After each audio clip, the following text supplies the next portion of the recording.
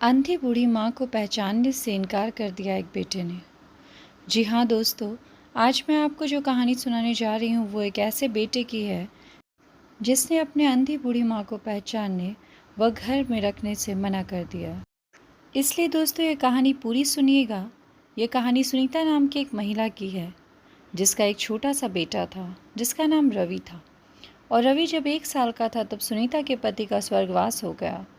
वह अपने बेटे को अकेले ही पाल रही थी।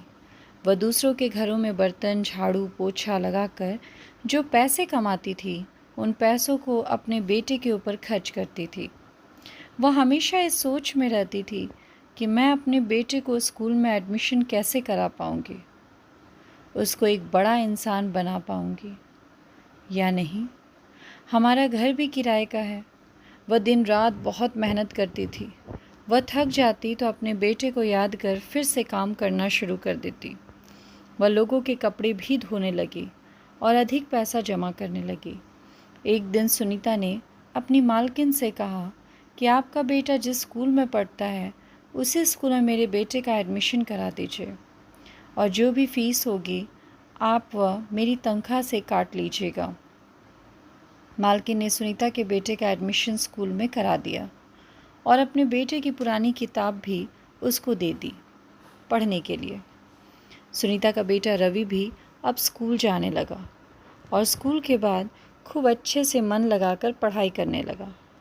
समय बीतता गया और रवि बड़ा हो गया और उसकी माँ बूढ़ी हो गई। रवि नौकरी करने शहर चला गया। वहाँ जाकर उसने शादी कर लिया। वह अपनी माँ को भूलकर अपनी पत्नी के साथ शहर में मज़े से अपनी ज़िंदगी जीने लगा। एक दिन रवि ऑफिस से घर आ रहा था, तभी उसका कार एक्सीडेंट हो गया। सबसे ज़्यादा चोट उसके चेहरे पर आती है, जिससे उसकी आँख की रोशनी चली जाती है और वह अंधा हो जाता है। कई साल तक वह ऐसा ही रहता है। एक दिन डॉक्टर का फ़ोन आता है। डॉक्टर कहता है किसी ने अपनी आँखें डोनेट करी है, आ जाओ, आज तुम्हारा ऑपरेशन कर दें। ऑपरेशन के बाद रवि को सब कुछ दिखने लगता है। वह फिर से पहले वाली ज़िंदगी अपनी जीने लगता है। फिर कुछ दिन बाद एक अंधी बूढ़ी महिला उसके घर आती है और कहती है, बेटा मैं तुम्हारी माँ हूँ, तुम्हारे साथ यहाँ शहर में रहने आई हूँ। रवि कहता है मेरी माँ अंधी नहीं थी और उसको पहचानने से इनकार कर देता है और उसको अपने घर में भी नहीं बुलाता है। अंधी बूढ़ी माँ दुखी होकर अपने गांव वापस चली जाती है। जब यह बात गांव के एक आदमी को पता चलती है तो वह तुरंत ही शहर रवि के पास जाता है और कहता है, आज तुम जिस आँख से देख रहे हो वह तुम्हारी माँ की है।